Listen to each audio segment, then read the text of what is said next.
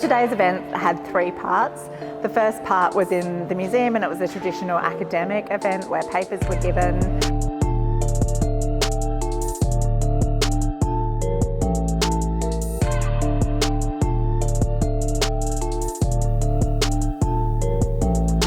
So it was fantastic to meet the diversity of people who came today, who've come from performance backgrounds, art backgrounds, people undertaking PhDs in the visual arts or in philosophy, and members of the public who are just curious about what's going on here.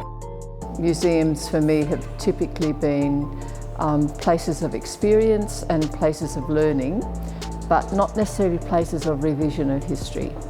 What do you present and what don't you, and the stories that it tells, and knowing that we can't possibly be eternally right in what the stories are we tell, so to find ways to look at those humbly.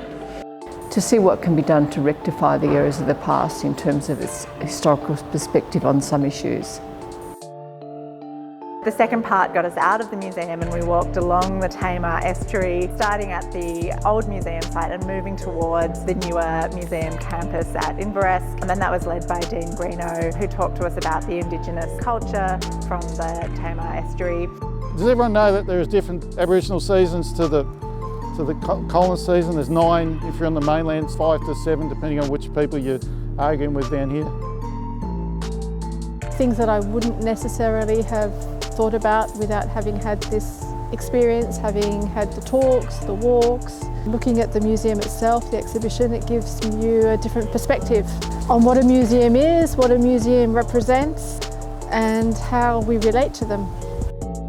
So today we moved from the art section of the museum at Royal Park to the science section at Inveresk. And just now we've had the first viewing of Rob Baker's compilation of amazing landscape photography in the auditorium.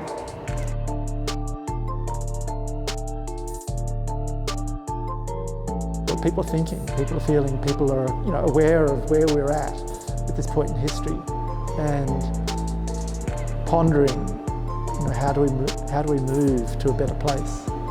Thinking about the input from today is making me really question my own arts practice, but also to think about what I want museums to be for my grandchildren.